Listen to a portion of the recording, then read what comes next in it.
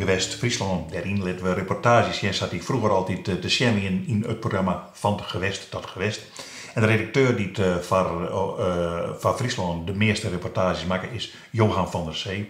Die had jaren en jaren lang daar werken bij Van Gewest tot Gewest. 24 hier. 24 hier, ja. Dat is haast een leven lang. Ja. Dan kom je al hier bekende figuren zien, als Jopie Huisman. Wat vond je ook van Jopie Huisman? Nou, toen ik bij Gewest kwam, toen koor ik hem net. En toen vertelde collega Oskamp, de man die ik eigenlijk opvolger ben, dat hij vaak bij Jopie op visite kwam en dat hij direct nog graag een reportage met zich woer. Toen nam Jopie Huisman mij neer. Ik ga die reportages doen, dat vond ik prachtig. Zullen we daar eerst even naar zien? Ja. Want die komt uit 1968. Doet Oskamp een reportage maken over Jopie Huisman in Jerby. Langs de weg van Herlingen naar Franeker, aan de rand van het dorp Herbaaium, ligt een boerderij die onttrokken is aan zijn eigenlijke bestemming en nu gebruikt wordt door de opkoper van lompen en oude metalen, de heer Jo Huisman. Op het erf is het de hele dag een komen en gaan van lompenkooplieden die vanuit Friesland, doch hoofdzakelijk vanuit de Westhoek, hun opgekochte waren komen verkopen.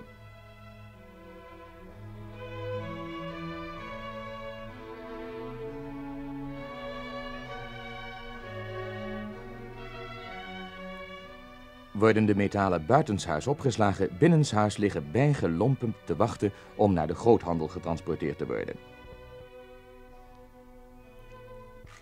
De heer Huisman is in 1951 met de lompenhandel begonnen.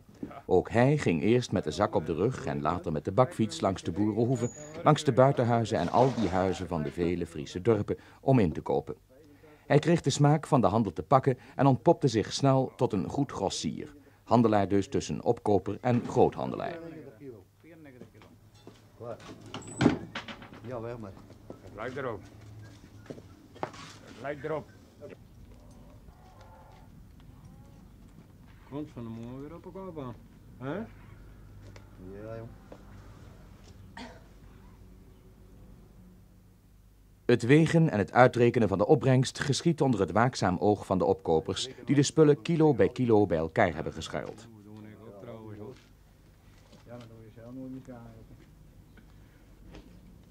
Het geld voor de uitbetaling zit zorgvuldig opgeborgen in de ouderwetse grote beurs en de uitbetaling vormt het moment voor de kooplieden. 91 liep.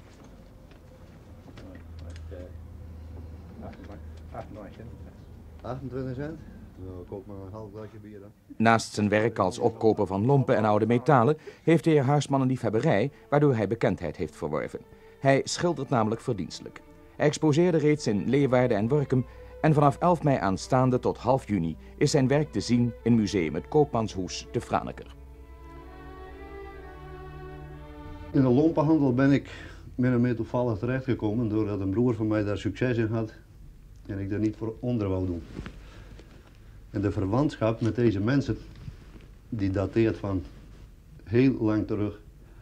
Want ik ben misschien een middelmatig schilder, maar ik ben mijn leven lang een groot stroper geweest. Dat wil zeggen 's nachts peuren en vissen. En dat zijn deze mensen ook.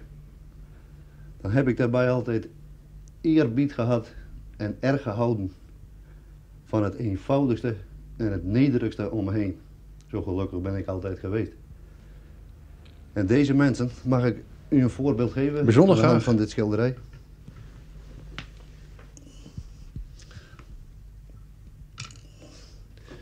Ik zal het even voor u meenemen. Graag. Verduidelijking. Kan hij hier zo staan? Kijk, deze man, dat is een koopman uit Makkum. En de enige aandacht in het leven die er op deze mens dus valt, dat is een bijnaam. Maar deze man die loopt iedere dag, tot vandaag de dag dus toe, elke dag 30, 40 kilometer achter dit karretje om zijn kostje op te scharrelen. Voor mij is het dus zo dat 1 werkdag van deze man, die maakt op mij meer indruk dan een heel leven van praten van bijvoorbeeld een minister Lunch. Niet dat ik wat op die man tegen heb, maar ik bedoel, dit imponeert mij veel en veel meer. Ik heb deze man kant zetten. Kijk, hier heb ik enige voorstudies van hem. Die heb ik hier gemaakt op mijn oprit. Daar heeft hij voor 3 gulden. Heeft hij voor mij dus geposeerd, gelopen, op en neer, zo hier op mijn oprit. Hier staat hij ten voeten uit. Mooie jas heeft hij al. Hij had ondertussen in die daar dus een jas en een broek van een boer gekregen. Die hij zelf van uitstekende kwaliteit vond. U ziet wel, de maat die klopt niet helemaal. En zo heeft hij dus voor mij geposeerd. En dat is zijn gezicht zo? Hebt u hem, ja, hier hebt u zijn gezicht. En nu dat schilderij wat achter deze voorbeelden staat, hoe bent u daartoe gekomen? Die daar? Ja. Nou, dat zijn 3 vrienden van mij uit Workum. Daar komt u vandaan oorspronkelijk? Daar kom hè? ik vandaan, ja. Bent u daar begonnen te schilderen? Daar heb ik van mijn vroegste jeugd af heb ik daar geschilderd. Deze 3 mensen die zijn dus enigszins veranderd dat niemand ze dus qua uiterlijk herkennen kan. Die heb ik op een nacht getroffen dus dat ze de roes, zoals men dat noemt, uitsliepen. En dan heb ik getracht om eigenlijk de tragedie die er achter het dronkenschap dikwijls schuilt, om die hierin uit te beelden. Ik ben in mijn leven wel zo ver gegaan dat ik mezelf ook eens een keer besoop. Dat heeft trouwens die oude Salomo vroeger ook al gedaan, al eeuwen herwaarts. Die begaf zijn vlees ook in de drank om te constateren of de mens in dronken toestand uitnemender was dan nuchter. Voor mij is de tragedie dit, naar mijn ervaring dus, dat je beter nuchter gelukkig kunt wezen, dan je dronken gelukkig kunt voelen. En die hele situatie die heb ik getracht hier dus in beeld te brengen. Meneer Huisman, u hebt, heb ik gemerkt, een diep respect voor uw ouders. Mogen we misschien even dat schilderij wat hier tegen de bank aan geleund staat even bekijken met u? U bedoelt dit? Ja.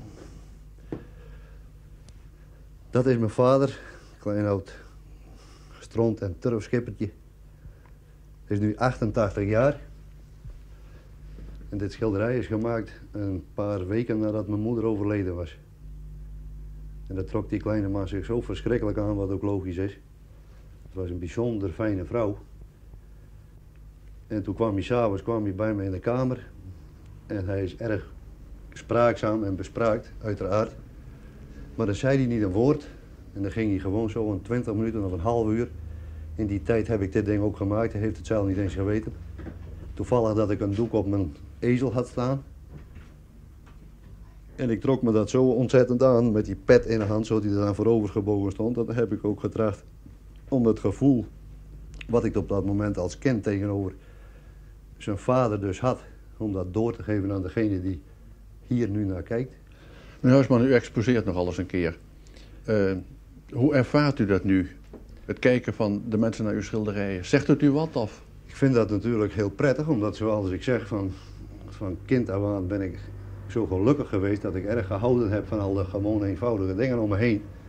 En dat probeer ik dus met de varkenshaar en kwasten en de tubetjes van tafel door te geven op linnen of op hardboord. En als een ander daar dan naar kijkt en hij krijgt iets door van de ervaring die ik gehad heb toen ik dat schilderde, dan is het voor mij ontzettend prettig.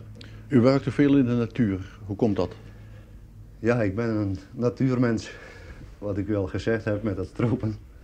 Ik bedoel, ik dweep dus met de natuur. Ik heb een ontzettende eerbied voor de schepping. Ik voel me ook echt een schepsel. Daarom zal ik me ook nooit op mijn kippenbar slaan in mijn leven. En me ook maar iets verbeelden, want ik voel me zuiver geschapen. Ik denk dat ik weinig over mezelf te zeggen heb en ik zie het dus zo dat degene die mij hier neergezet heeft, die moet zich verder ook maar met me redden. En als het hem de moeite waard is, dan zal hij dat ook in het hiernamaals wel doen. Ik er helemaal aan over. Ik heb een laatste vraag, meneer Huisman. Als u nu kon kiezen tussen uw handel in lompen en metalen en het schilderen, zou u dan zich helemaal willen overgeven aan de schilderkunst? Of zou u de ene toch missen? Ik geloof dat dat uiteindelijk wel mijn bestemming is, ja. Alleen schilderen. Ik nog een jaar of 5, daarom ben ik ook zo materialistisch op het ogenblik. Ik probeer de schaapjes een beetje op het droge te krijgen. In die grote beurs? Uitsluitend, ja, met het doel om dan geheel en al met de weiden aan het schilderen.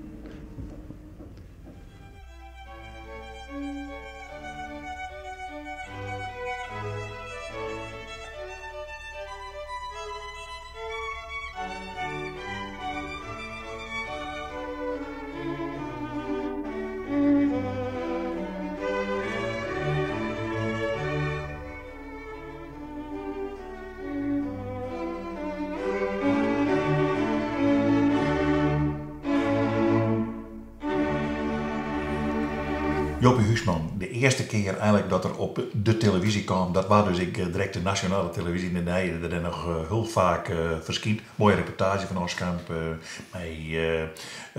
met alle beelden ik van hem, hoe hij aan het werk wie, want dat wist natuurlijk net iedereen. Maar Doko's letterlijk, hoe heb je hem dan kennengelerd? Nou, ik heb op een bepaald moment voor het museum in Heerenveen een reportage maken over Abe. En daarin, de jaren met Tom Mercure. En Tom die zei, nou Jopie die is helemaal kapot van Abe. En die wil een portret van zijn schoonmaatje. Zijn we daarheen. Dus dan ben we erheen hier en Jopie zei, nee, dat ook net. Dat ook wel, maar dat ook net. Dat je hem bij zit, dat wil ik net. Ik ging wel achter dat ding zitten en dat ook wel krijg als dat. En nou, ik maak me Jerry om te zeggen, ja, maar dat kind al net. Ik bedoel, je kan wel zeggen, ik doe nou krijg dat ik een portretmaatje van die schoon, maar dat zullen wij. Nou, we beginnen maar, en nou, we zijn erom begonnen. En ik zei dat er al heel gauw begon, toch te tekenen. En hij weer helemaal lyrisch over Abe. Nou, dat hebben we dus in dat programma, dat een heel soort orenmessen in voorkwamen. Dat lange film maken, net voor de televisie. Maar toen gingen we in diezelfde periode in voelde een onderwerp uit bij Van Gewest. En hij zei, nou, ik ga wel wat lezen. En dat is echt professioneel maken, dus dat kunnen wij. We moesten het wat inkwartsen, want ik dacht dat de film over Abe wel haast een oor het worden. Dit wie 15 minuten misschien, of 10 minuten, weet ik net. Dus daar hebben we dus stikken uitgenomen en dat hebben wij uitgestuurd. En daar rollen deze film uit.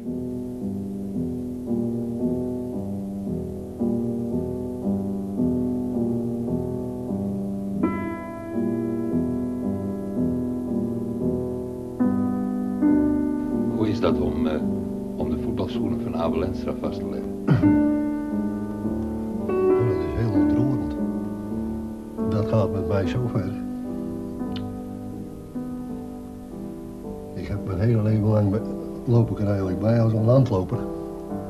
Liefst. Normaal dus. Omdat ik zeg altijd, ik conformeer mijn uiterlijk volledig aan mijn innerlijk. Dus van binnen heeft het weinig te betekenen. Geestelijk bedoel ik dat. Dan hoeft het er aan de buitenkant ook niet zo mooi uit te zien.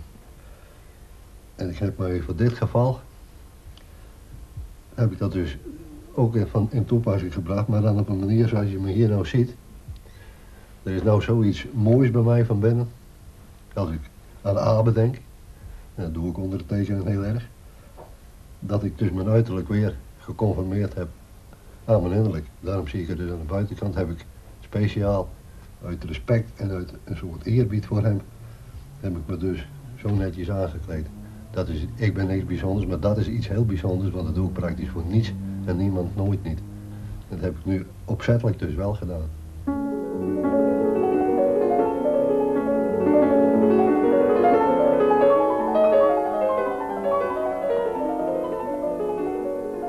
Abe was een kunstenaar, met de bal en op het veld. Is het een wonder dat naast lovende verslagen en verhalen ook gedichten over hem zijn verschenen? In de naam van de Vader, van de Zoon, van de Heilige Geest. Abe.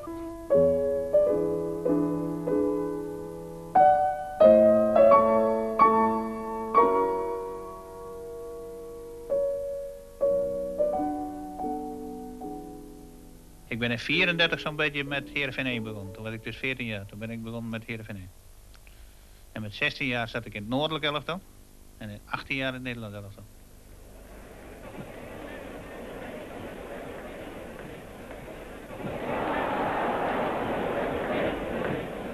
Hij hoorde ook niet in het Nederlands elftal thuis. Het was gewoon een hele vreemde eend in de bijt. Hij hoorde in Heerenveen in dat elftal toen thuis.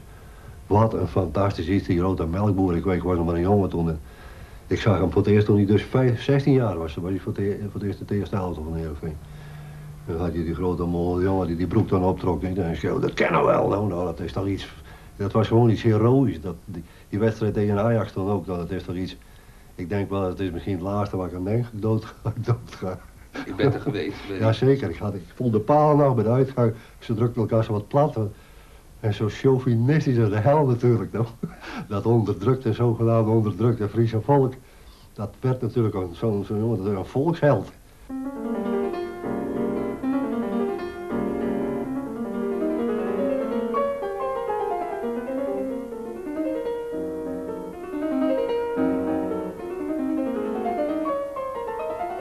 Sensatie.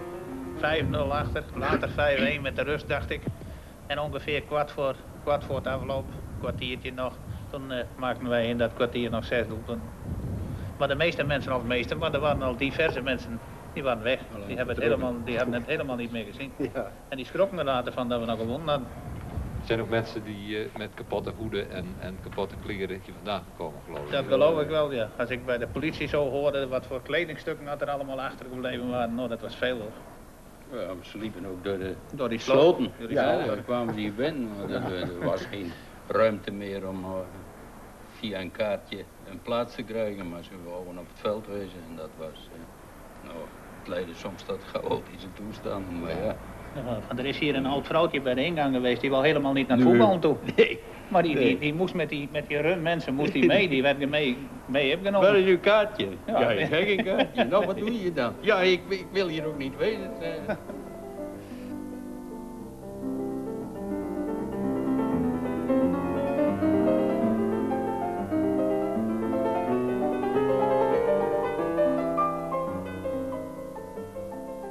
Als je toch dat hele bekakte Den Haag ADO Den Haag, die dat in één keer nationaal moer speelt, dat deed hij eigenlijk moederziel alleen.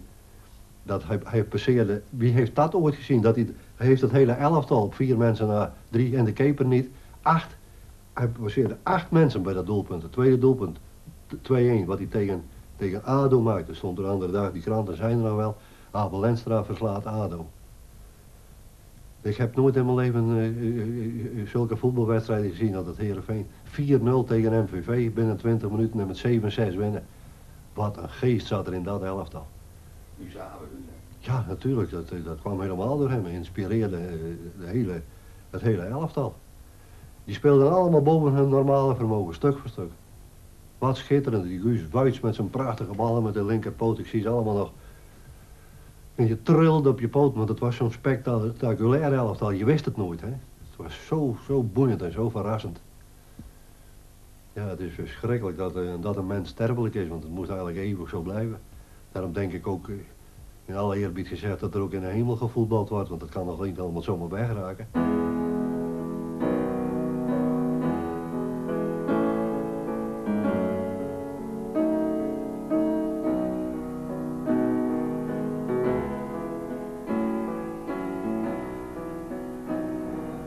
Een gedicht op Us Abe. De rij wordt aangevuld uit alle straten. Mensen die zwijgen of heel ernstig praten. Vaders met kleine zonen aan de hand. Bedaarde fietsers uit het boerenland. Gereformeerden, wie men heeft verteld, vermijdt op zondagen het voetbalveld. Zoeken een plaatsje in de populieren om toch het feest een beetje mee te vieren. 2:30, dat is het afgesproken uur. Van dan af is de doelman Tiemen Vuur berekend op de vreselijkste knallen, maar laat de makkelijkste ballen vallen. Geen Heerenveener krijgt er ooit genoeg van Veenstra, Jonkman, Molenaar, Jan Ploeg, de Jong, Wuits, Hofma, Van der Laan en Boscha of trainer van de Munnik, Maarten Brandsma. Bij al dit fraaie Friese vlagvertoon spannen de broeders Lenstra wel de kroon. Us Abe, zie hoe rustig loopt hij rond en hij dresseert de bal als was het een hond. Al wie hem van dat speeltuig wil beroven, valt uit zichzelf pardoes ondersteboven en Abe wandelt doodgewoon rechtdoor tot zeer dicht bij het doel, dan zet hij voor. Hard zwoegen vindt dus Abe een vergissing, maar neemt de scheidsrechter eens een beslissing die hem niet zint, dan recht hij het Friese lijf en wordt 1-5 in een kwartier 6-5. Dit alles is nog zozeer werkelijkheid dat ik niet schreef in de verleden tijd. Het is een herinnering die wij bewaren, diep in ons hart en op onze sigaren.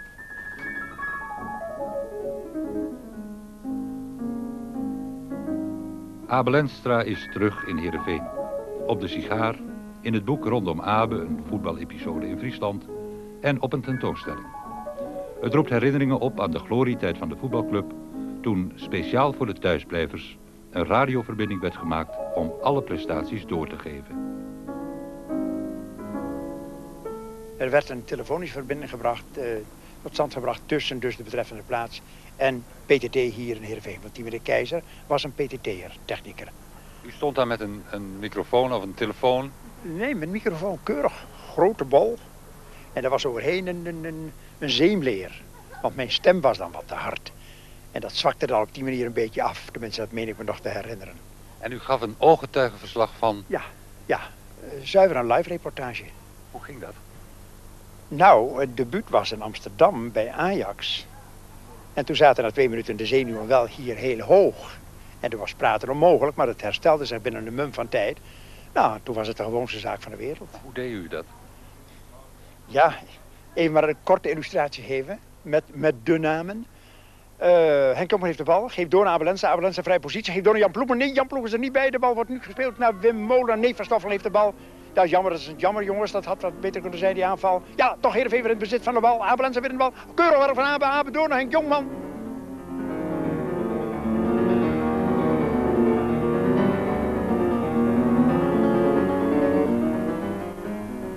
Dit zijn stille getuigen dat hij er geweest is.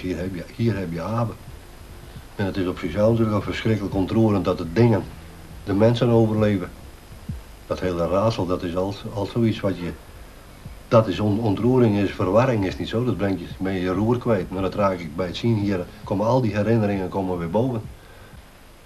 Dat schieten ook op deze hoogte. Nou, altijd of tegen de paal of net erin. Dat was... Als het allemaal tegen zat, kwam je net tegen. Nooit terecht op een keeper. Altijd van afstand opeens onverwachts. Wat een wonderlijke voetballer.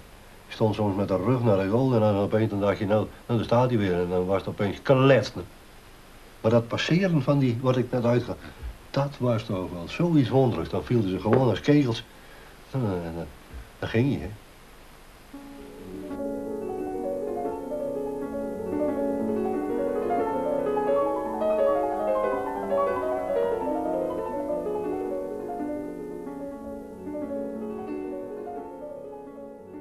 Jopie en Abe, twee figuren die nogal wat budgetten in Friesland. Nou, in die tijd dus minder? Nou, Jopie weer door een bekende Nederlander natuurlijk. Die hebben na de keer dat Oskamp die reportage maken, hier zit er al heel wel bij de KRO. Nou, dat is Trogien. En ja, Abe, daar has het altijd nog wel over. Maar hier in Friesland meer, denk ik, dan buiten Friesland, want die hebben een eigen sterren. Maar ja, Abe weer toch een van de allergrootste voetballers die het Nederland voortbracht had. Ja, nou, en wij konden er even met pronkje, met Jopie en Abe in het programma De West-Friesland wat reportages lid van gewest tot gewest. We zijn er takken weg.